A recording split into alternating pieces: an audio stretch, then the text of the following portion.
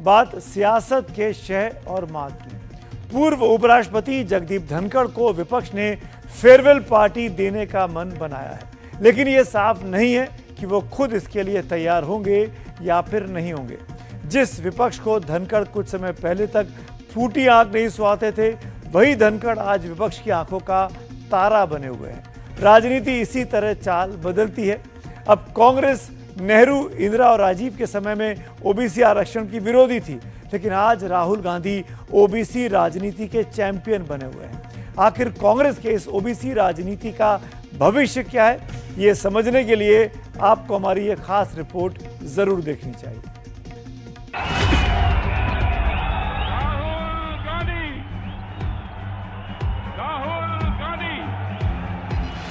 अपनी राजनीति की किताब में जिस चैप्टर को राहुल गांधी आजकल बड़े चाव से पढ़ रहे हैं, उसका नाम है ओबीसी।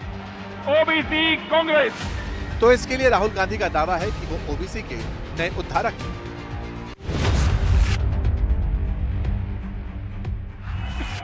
लेकिन 11 साल से सत्ता के लिए संघर्ष करते राहुल गांधी की नजरें ओबीसी वोट पर गड़ी हैं, जिनकी आबादी करीब 54% आंकी जाती है।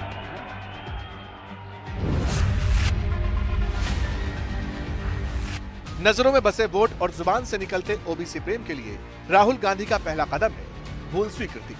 न्याय योद्धा राहुल गांधी जी के भागीदारी न्याय आंदोलन में वैसे ही लड़ेंगे जैसे हमारे पुरखों लड़े।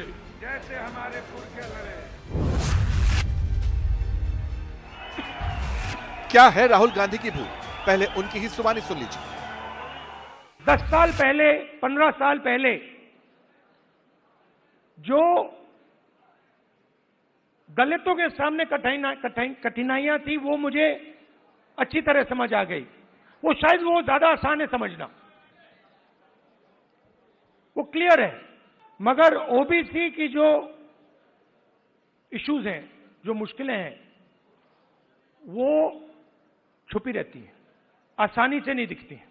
अगर मुझे आपकी हिस्ट्री के बारे में, आपकी इश्यूज के बारे में थोड़ा सा भी ज्यादा मालूम होता, मैं तभी जाति जनगणना करा देता। और मैं स्टेज से कह रहा हूं, वो गलती है मेरी, और कांग्रेस पार्टी की गलती नहीं है, मेरी गलती है, और इस गलती को मैं ठीक करने जा रहा हूं। अब भूल हो गई है तो उस भूल का सुधार भी होना चाहिए।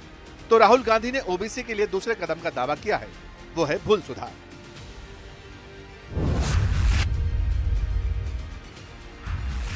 ओबीसी के लिए अपनी गलती मानने वाले राहुल गांधी का भूल सुधार है जातिगत जनगणना। एक प्रकार से अच्छा हुआ है। मैं सोच रहा था कि ठीक है भाई, गलती हो गई, तो अच्छा क्या है मैं आपको बताऊं कि अगर उस समय जाति जनगणना करवा दिया होता तो जैसा मैं अब जाति जनगणना कराऊंगा वैसा नहीं होता। राहुल गांधी ओबीसी का कायाकल्प जाति जनगणना के माध्यम से करना चाहते हैं। यह काम अब तक नहीं हुआ।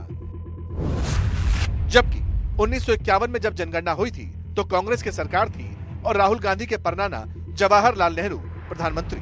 1961 की जनगणना के वक्त भी नेहरू ही प्रधानमंत्री थे। 1971 की जनगणना के समय राहुल गांधी की दादी इंदिरा गांधी प्राइम मिनिस्टर थी। 1981 की जनगणना के वक्त भी इंदिरा गांधी ही पीएम की कुर्सी पर थी। सन 1991 में जनगणना के समय कांग्रेस के ही पीवी नरसिम्हा राव प्रधानमंत्री थे, और साल 2011 में जब जनगणना हुई तो भी कांग्रेस के ही मनमोहन सिंह प्रधानमंत्री थे। तब जाति जनगणना हुई, लेकिन रिपोर्ट जारी नहीं हुई। तो आजाद हिंदुस्तान में जितनी बार जनगणना हुई उसमें साल 2001 को छोड़कर बाकी समय कांग्रेस की ही सरकारें थी। तो सवाल है कि उस वक्त कांग्रेस को ये सद्बुद्धि क्यों नहीं आई। इस सवाल का जवाब तो राहुल गांधी के पास नहीं, लेकिन उनकी एक मजबूत धारणा यह है कि ओबीसी की दुर्दशा के लिए बीजेपी और आरएसएस दोषी है। ये राहुल गांधी का तीसरा कदम है, आरएसएस बीजेपी के खिलाफ ओबीसी को खड़ा करने की कोशिश।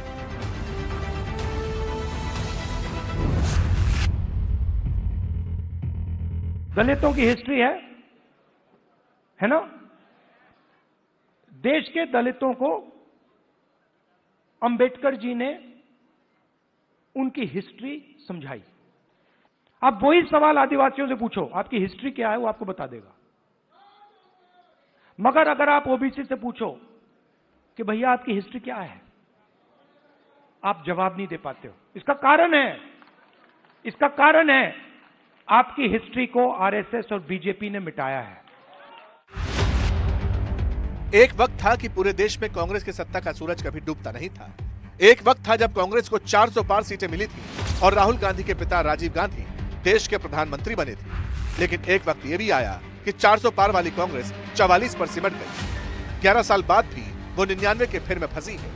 इसी 99 के आंकड़े को 272 तक पहुंचाने के लिए राहुल गांधी को लगता है कि ओबीसी कार्ड तो रुपया इक्का साबित हो, और इसीलिए वो ओबीसी का दिल जीतने के लिए जो चौथा कदम है वो उठा रहे हैं, वो है असंतोष भड़काना।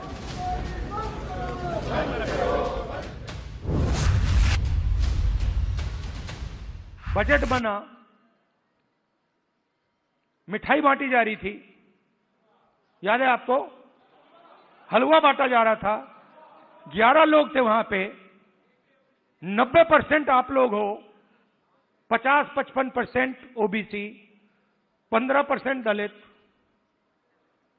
9% आदिवासी, कोई नहीं वहां पे। हलवा बट रहा है। वो हलवा में जो चीनी गई वो आपने बनाई, हलवा आप बना रहे हो और खा हो रहे हैं। ओबीसी की जिंदगी में टर्निंग पॉइंट साल 1990 में आया, जब वीपी सिंह ने उनके लिए सरकारी नौकरियों में 27% आरक्षण का प्रावधान किया। उस फैसले के खिलाफ सड़कों पर छात्रों का हंगामा और विरोध प्रदर्शन हुआ। उस वक्त 20 साल के राहुल गांधी के पिता राजीव गांधी ने संसद में ओबीसी को आरक्षण दिए जाने का विरोध किया था। अगर इसकी पूरी क्रोनोलॉजी देखें तो जवाहरलाल नेहरू की सरकार के पास ओबीसी की बेहतरी के लिए आए कालेलकर कमेटी की सिफारिशों को लागू करने का मौका था, लेकिन उन्होंने नहीं किया। इंदिरा गांधी और राजीव गांधी के पास भी मंडल आयोग की सिफारिशों की फाइल पड़ी हुई थी, लेकिन दोनों ने इसे ठंडे बस्ते में ही रखा। और खुद कुछ साल पहले तक राहुल गांधी भी जनेऊधारी ब्राह्मण बनकर मंदिर मंदिर घूम रहे थे। उस वक्त उनको ओबीसी का ख्याल नहीं था। जो आदमी अपर कास्ट का होके अगर बैकवर्ड को साथ देता है, उनके वजह से गालियां खाता है, शेड्यूल कास्ट के लोगों को सपोर्ट करता है, दीन दलितों को सपोर्ट करता है, तो उसका साथ नहीं देंगे तो किसका देंगे? मनमोहन सिंह के 10 साल के कामकाज का क्रेडिट राहुल गांधी अपने सिर बांधने से नहीं हिचकते। मनरेगा से लेकर भोजन के अधिकार तक कई बुनियादी सवालों का क्रेडिट वो लेते हैं, लेकिन उसी सरकार में मानव संसाधन विकास मंत्री रहे अर्जुन सिंह के ओबीसी को शिक्षा में आरक्षण देने के काम को अपने काम में नहीं मानते। मैंने कहां सही काम किया और कहां कमी रही, तो 2-3 बड़ी इश्यूज दिखती हैं मुझे। जमीन अधिग्रहण बिल किया, मनरेगा किया, भोजन का अधिकार किया, ट्राइबल बिल, न्यामगिरी की लड़ाई लड़ी। अपने आप के बारे में सोचूं तो मैं कहता हूं ये काम मैंने सही किया। जहां तक मैंने, चाहे वो आदिवासियों की बात हो, दलितों की बात हो, माइनॉरिटीज की बात हो, वहां पे मुझे लगता है कि मुझे अच्छे नंबर मिलने चाहिए। महिलाओं के इश्यूज पर मुझे सही नंबर मिलने चाहिए। अब संभव है कि पिछड़ी जातियों में आई चेतना और वोट की ताकत के कारण राहुल गांधी का हृदय परिवर्तन हुआ। बीजेपी कहती है कि सब दिखावा। श्री राहुल गांधी जी को यह बात तब याद आई है जब वो सत्ता से बेदखल हो गए। एक पिछड़ी जाति का, एक गरीब माँ बाप का बेटा देश का प्रधानमंत्री बन गया है कि ये जब तक सत्ता से बेदखल रहेंगे इसी तरह से बेचैन रहेंगे। अम्बेडकर ने जो पिछड़ों और एससी को आरक्षण का अधिकार दिया था, उस इबारते बाबा साहब अम्बेडकर को इस मुखौटे की आड़ में ये इमारतें शरिया में तब्दील करना चाह रहे हैं। ओबीसी वोट पर खींचतान स्वाभाविक है, लेकिन बीजेपी कहती है उसने तो एक ओबीसी को ही प्राइम मिनिस्टर बना रखा है, जिसे देश सबसे ज्यादा प्यार करता है। एनडीटीवी इंडिया की रिपोर्ट।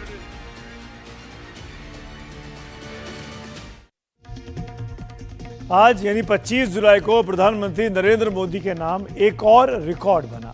वो रिकॉर्ड है जवाहरलाल नेहरू के बाद लगातार एक बार में सबसे ज्यादा समय तक प्रधानमंत्री बने रहने का। आज उन्होंने पूर्व प्रधानमंत्री इंदिरा गांधी का रिकॉर्ड तोड़ा है। सबसे लंबे समय तक जो लोग प्रधानमंत्री रहे उसमें जवाहरलाल नेहरू का नाम आता है, जो 15 अगस्त 1947 से 27 मई 1964 तक रहे, यानी 6126 दिन। लाल किले से तिरंगा फहराया 17 बार। अगर नरेंद्र मोदी जी की बात की जाए तो 26 मई 2014 से लगातार 4077 दिन, यानी आज तक वो प्रधानमंत्री बने हुए हैं और लाल किले से तिरंगा इस दौरान 11 बार फहराया है। और बस 3 हफ्ते बाद ही वो 12वीं बार भी लाल किले से तिरंगा फहराएंगे। इंदिरा गांधी तीसरे नंबर पर पहुंच गई हैं। 24 जनवरी 1966 को पहली बार शपथ ली और लगातार 24 मार्च 1977 तक, यानी 4077 दिन वो लगातार प्रधानमंत्री रहीं और लाल किले से तिरंगा उन्होंने 11 बार इस दौरान फहराया था। मनमोहन सिंह की अगर बात की जाए तो वो 22 मई 2004 को शपथ लेते हैं और 26 मई 2014 तक, यानी 3656 दिनों तक लगातार प्रधानमंत्री रहते हैं और इस दौरान उन्होंने लाल किले से 10 बार तिरंगा फहराया। अटल बिहारी वाजपेयी की बारी आती है इसके बाद, जो 19 मार्च 1998 को जिन्होंने पहली बार शपथ ली और 22 मई 2004 तक लगातार प्रधानमंत्री रहे, यानी 2256 दिन। लाल किले से इस दौरान 6 बार तिरंगा उन्होंने फहराया। आज अगर प्रधानमंत्री नरेंद्र मोदी जवाहरलाल नेहरू के बाद दूसरे नंबर पर खड़े हैं तो इसके पीछे उनका शानदार चुनावी रिकॉर्ड भी है। भारत जैसे दुनिया के सबसे बड़े लोकतंत्र में लोगों को इतने लंबे समय तक अपने साथ बांधे रखना बहुत आसान नहीं रहा है, लेकिन ये काम पीएम मोदी ने बखूबी किया। अब हम आपको बताते हैं कि मोदी क्यों खास है। सबसे लंबे समय तक निर्वाचित नेता वो हैं, ये भी एक रिकॉर्ड है। 2001 से 2014 तक गुजरात के वो मुख्यमंत्री रहे और उसके बाद 2014 से लगातार वो देश के प्रधानमंत्री आज तक बने। लगातार 6 चुनावों में उन्होंने जिताने वाला नेतृत्व दिया। हमेशा जीतने का ही रिकॉर्ड उनके नाम पर है। ये लोकतंत्र में ही संभव है कि मामूली परिवार से निकलने वाला कोई नेता इतिहास में मील का पत्थर गाड़ दे। पीएम मोदी ने ऐसा करके दिखाया है। अब हम आपको बताते हैं कि इतना बड़ा इतिहास बनाने के लिए पीएम मोदी ने किया क्या क्या है। 18 साल की उम्र में उन्होंने अपना घर छोड़ दिया था। 22 साल में वो आरएसएस के प्रचारक बने। 37 साल की उम्र में बीजेपी में शामिल हुए। 40 साल की उम्र में उन्होंने आडवाणी के रथ यात्रा के रणनीतिकार के तौर पर महत्वपूर्ण भागीदारी निभाई। 45 साल की उम्र में पीएम मोदी बीजेपी के राष्ट्रीय सचिव बनते हैं। 48 साल में नरेंद्र मोदी बीजेपी के राष्ट्रीय महासचिव बनते हैं। 51 साल की उम्र में वो गुजरात के मुख्यमंत्री पहली बार बनते हैं और 63 साल की उम्र में देश के प्रधानमंत्री बनते हैं। 11 साल पहले नरेंद्र मोदी देश के प्रधानमंत्री बने थे। वो गैर कांग्रेसी पहले प्रधानमंत्री हैं जो इतने लंबे समय से प्रधानमंत्री बने हुए हैं। बल्कि आज तो एक नेहरू को छोड़ दें तो कुछ मामलों में वो इंदिरा गांधी से भी आगे निकल आए हैं। आइए एक नजर इंदिरा गांधी और पीएम मोदी के कामकाज पर अब डाल लेते हैं। विदेशी संसद में किसका भाषण कितनी बार हुआ? इंदिरा गांधी का 4 बार हुआ। प्रधानमंत्री मोदी ने 17 बार यह भाषण दिया। अर्थव्यवस्था की अगर मजबूती की बात की जाए तो इंदिरा गांधी ने हरित क्रांति की बात की, तो प्रधानमंत्री मोदी के कार्यकाल में जीएसटी आया। इंदिरा गांधी ने गरीबी हटाओ का नारा दिया तो प्रधानमंत्री मोदी ने जन धन योजना की बात की। इंदिरा गांधी ने बैंकों का राष्ट्रीयकरण करने का सेहरा अपने सर पर बांधा तो मोदी ने डीबीटी यानी खाते में सीधे पैसे पहुंचाने का सेहरा उनके सर पर बनता है। देश को मजबूती देने की बात की जाए तो इंदिरा गांधी ने प्रीवी पर्स को खत्म किया था। प्रधानमंत्री मोदी ने 370 धारा को खत्म किया। पाकिस्तान को सबक सिखाने की बात की जाए तो इंदिरा गांधी 1971 युद्ध में जीती थी। बांग्लादेश तब बना था। प्रधानमंत्री मोदी ने इस दौरान अपने 11 साल के कार्यकाल में सर्जिकल स्ट्राइक की, एयर स्ट्राइक की, ऑपरेशन सिंदूर का सफल नेतृत्व किया।